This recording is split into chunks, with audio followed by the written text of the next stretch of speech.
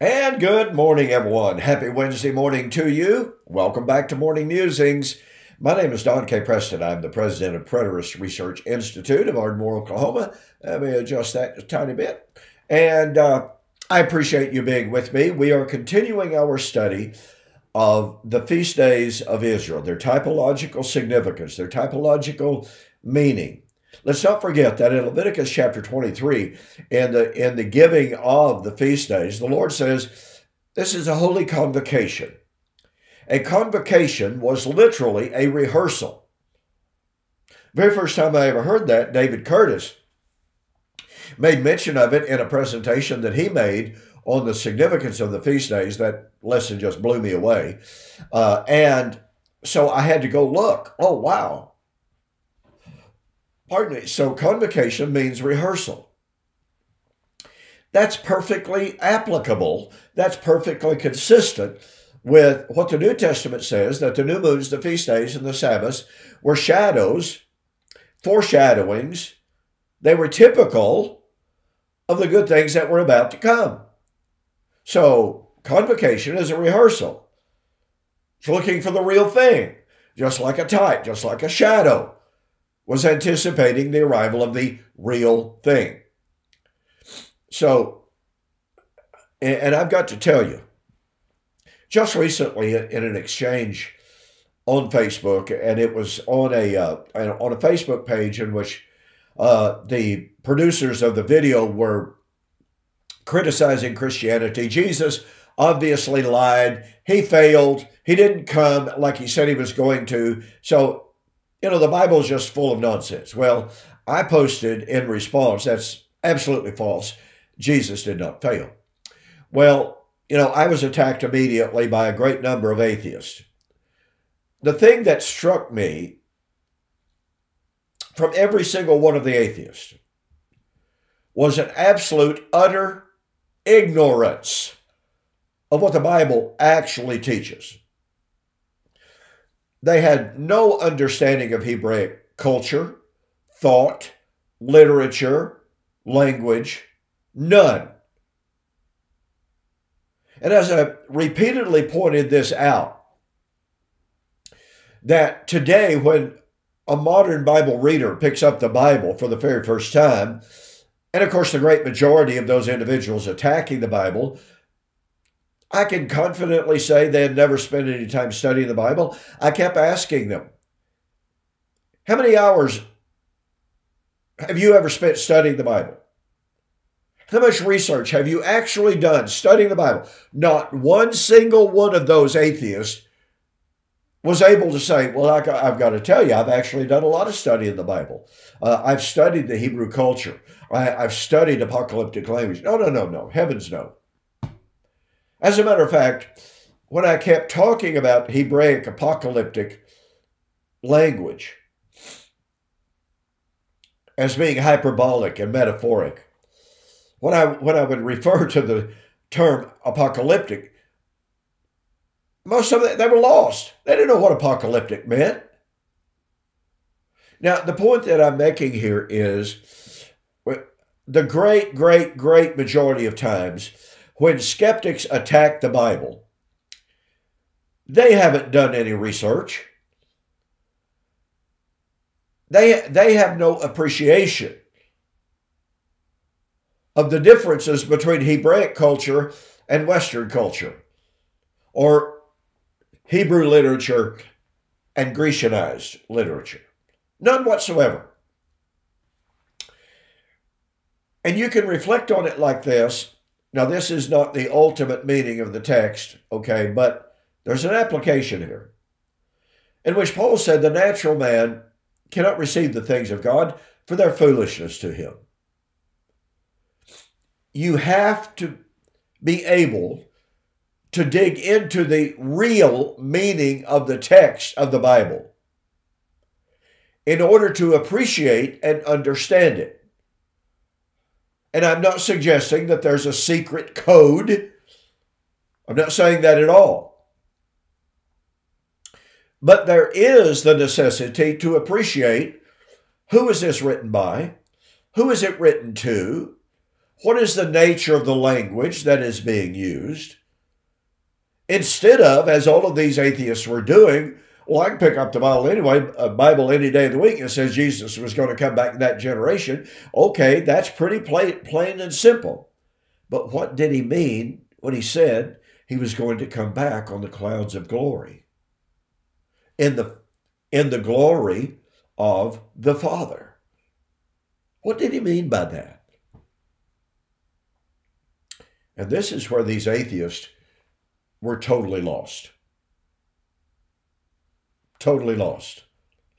Dale Allison Jr., a scholar with whom I've had the pleasure of corresponding, said just recently in a conversation with another scholar, and they were talking about articles that I had written.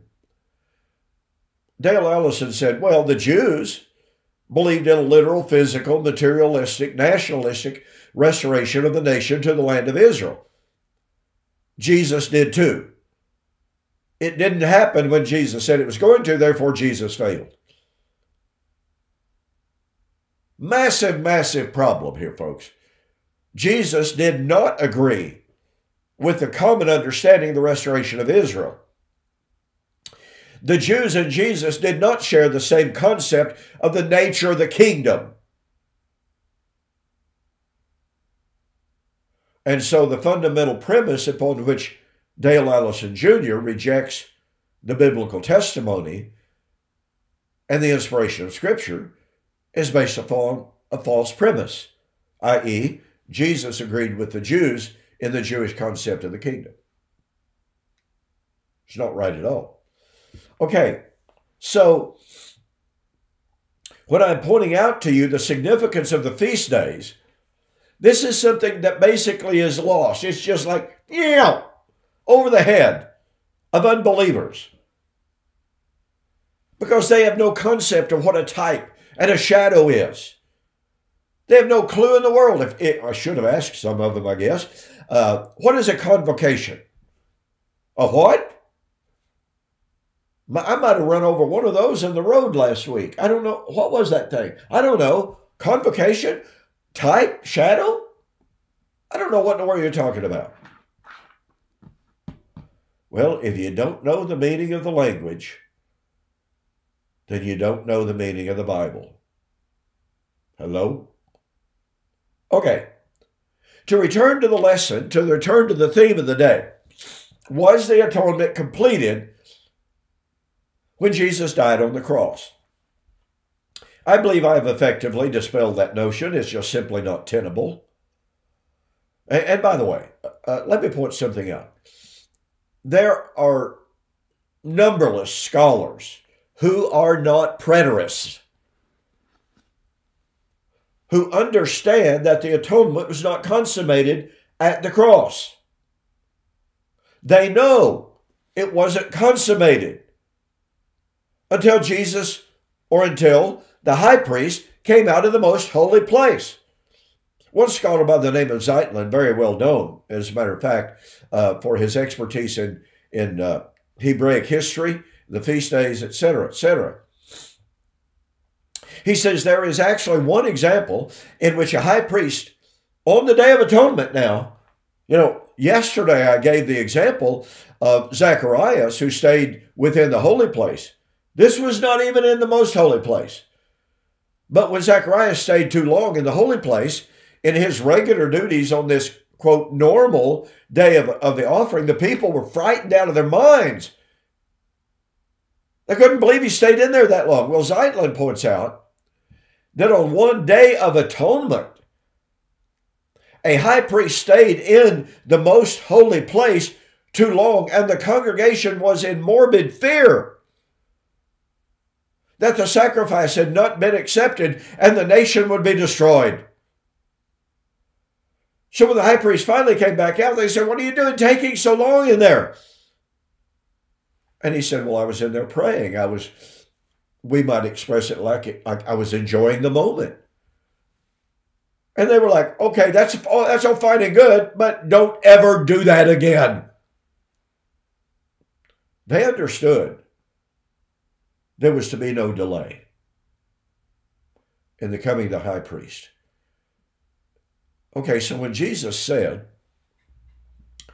he was going to come back in that generation, then as that generation extended and got down toward its close, you can imagine the consternation, the fear, the concern of the first century saints. And then in the book of Hebrews, written only a few years prior to AD 70, in which Jesus said he was going to come, the writer says, and now, in a very, very little while, the one who is coming will come, and he will not delay. See, he's giving reassurance to those living down toward the close of that generation that the time for the coming of the high priest out of the most holy place had drawn near. Now, okay, as I promised you yesterday, I wanted to go right back to Leviticus chapter 9, 22 and 23, because in describing the consecration of the tabernacle, we are told that Moses and Aaron had gone into the holy place. And when they came out, they blessed the people. Now, when were the people blessed? Not only on the regular day of the consecration of the tabernacle, but on all of the days of sacrifice. The blessing of the people took place when the high priest, or when the priest, as the case might have been, when they came out of the temple. That's when the blessing was. Okay, now watch this. Leviticus chapter 9, verse 23 again. As Moses and Aaron came out of the holy place, they came out of the tent of testimony, they blessed the people, and the glory of the Lord appeared to the people. What do we find in regard to the second coming of Christ? Well, point number one, to those who eagerly look for him, he shall appear a second time apart from sin for salvation. In other words, he would come to bless the people. By the way, in some historical accounts, that even during the first century, when the high priest came out of the most holy place on the Day of Atonement, he would invite the people to his house. Now, all the people, 250,000 people, can't go to the house of the high priest. It was a symbolic act, a spiritual act, if you wish to use that terminology. But notice this terminology, that when Moses and Aaron blessed the people, the glory of the Lord appeared to the people. In other words, the glory of the Lord appeared to the people when Moses and Aaron came out of the temple. Now watch this. In Matthew chapter 24, in describing the fall of Jerusalem, but in describing the coming of the Lord, the second time apart from sin for salvation, Luke chapter 21, verse 28, in describing the fall of Jerusalem, Jesus said, when you see these things, what things? The tribulation, the fall of Jerusalem, lift up your heads, for your redemption draws nigh. Jesus linked redemption to the fall of Jerusalem. He linked the fall of Jerusalem to his coming. But Matthew chapter 24, 29 and following. Immediately after the tribulation of those days, the sun shall be darkened, the moon shall not give its light, the stars shall fall from heaven, and the powers of the heavens shall be shaken, and they will see the sign of the Son of Man who is in heaven. They were not supposed to see Jesus as the sign. They were supposed to see in the visible events of the fall of Jerusalem the sign that Jesus was enthroned in the heavens. This is pointed out by many, many, many Greek scholars. That's the force of the Greek of Matthew 24, verse 30. But then notice, and they shall see the Son of Man coming on the clouds of heaven with power and great glory. Glory. He was going to come out of the most holy place, ladies and gentlemen. And they would see the glory of the Lord. In the events that he had predicted, they would see the glory of the Lord. That's when he would return for salvation. In other words, to bless the people. This is the time of the revelation of the salvation for which those saints, those first century saints were, quote, kept, unquote. 1 Peter chapter 1, 5 and following.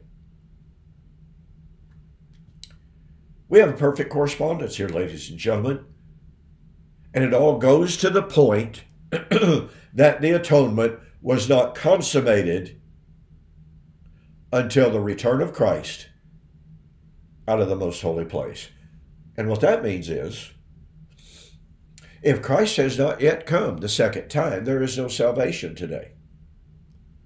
We're still waiting for it to be proven that his sacrifice was accepted.